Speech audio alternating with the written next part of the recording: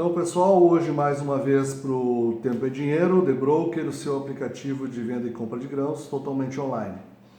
Vou falar um pouquinho hoje do mercado internacional, especialmente a questão de clima. Nós vemos aí o clima na Europa, Estados Unidos, principalmente Rússia e Ucrânia, no hemisfério norte, né? Muito seco. A gente percebe aí o pessoal comentando bastante a seca. Apesar de ter sido plantado já uma quantidade maior do que historicamente vem acontecendo, essa seca cada vez preocupa mais. Nos Estados Unidos, os principais estados produtores também estão muito secos e isso é perigoso para o mercado e a gente tem visto as altas aí consecutivas de Chicago. Também compras de alguns países que se tornam cada vez mais presentes no mercado e antes não participavam. A própria China, ontem nós falamos em 7,5 milhões já comprados, mas eles têm um compromisso de 9 milhões e meio de toneladas pelo acordo que eles têm com os Estados Unidos. Então isso representa a China se tornar o segundo maior importador mundial de trigo, sendo também um dos grandes produtores e grandes consumidores. Na verdade, a Ásia é o maior destino de todos os trigos exportados hoje, e eles têm cada vez mais necessidade. A Austrália entra novamente nesse cenário, mas aí nós temos a Rússia com algum ruído de que a partir de janeiro, faltando chuvas nos próximos 30 a 45 dias, a partir de janeiro a Rússia pode voltar a restringir ou criar um sistema de cotas para exportação de trigo, se retirando politicamente do mercado, e isso pode levar o mercado para patamares bem maiores do que a gente tem visto.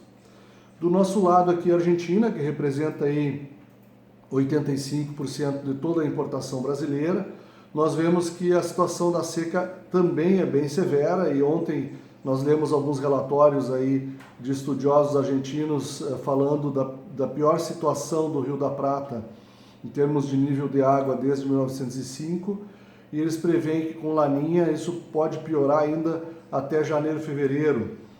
Então nós temos aí um cenário de final de ciclo na Argentina, com necessidade de chuva, extrema necessidade nos próximos 30 dias, não que isso vá diminuir o problema argentino, mas pode estancar a situação de perda de produtividade deles. Aqui também nós temos alguma coisa bem importante de falta de chuva, não temos ainda como avaliar isso, porque é um cenário diferente.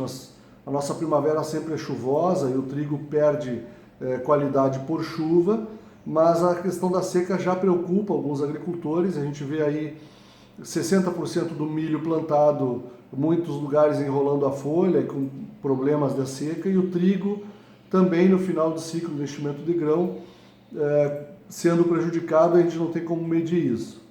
Todo esse arcabouço internacional e nacional de clima reforça a situação de que os preços do trigo devem se manter firmes de agora em diante. A gente fala aí de agora em diante pelo menos nos próximos 6 meses, porque tem todo o reflexo do congelamento do hemisfério norte, a dificuldade de embarcar trigo naquele hemisfério, e o hemisfério sul, que teria um abastecimento relativamente seguro da Argentina e da Austrália, corre risco de não ter, e alguns embarques mesmo russos no Mar Negro podem ser interrompidos em janeiro.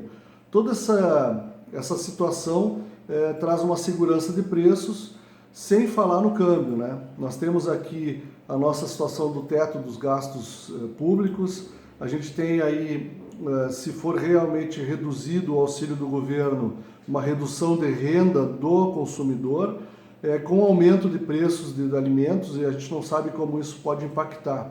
Mas seguramente a indústria moageira tem um problema grande pela frente, porque a farinha não tem aumentado de preço e eles estão estrangulados entre o aumento da matéria-prima e um congelamento tácito aí do mercado da farinha.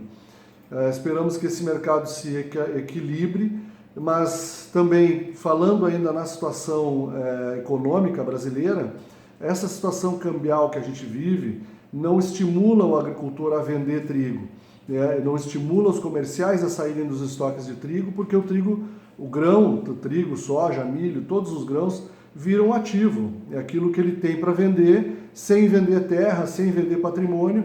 Então o trigo, o grão mais imediato que tem agora é o trigo, e a gente percebe essa realidade no Paraná, né? Com quase 90% do trigo paranaense colhido, os preços não recuaram, pelo contrário, eles subiram aí quase 5% nos últimos 25 dias, na contramão do que se esperava com uma oferta de safra. Aqui no Rio Grande do Sul a gente percebe também já um aquecimento dos preços. Ontem já saiu negócio a 1.250 para trigo para moinho gaúcho e para moinho paranaense também. Então a gente percebe que mesmo os moinhos do oeste do Paraná podem ser clientes do trigo gaúcho mesmo com o incremento de preços. A gente não quer ser autista no mercado autista, mas a realidade não nos dá outro viés de análise a não ser de que o mercado é firme. Não podemos esquecer que parte do que a gente pega de preço no trigo hoje foi contemplado pelo aumento do câmbio e outra parte é justamente pela demanda. A gente percebe que a demanda está quente e vem na direção do trigo nacional. Essas são nossas considerações para o dia de hoje. Esperamos ter contribuído para a sua decisão. Entre no The Broker e faça a sua oferta.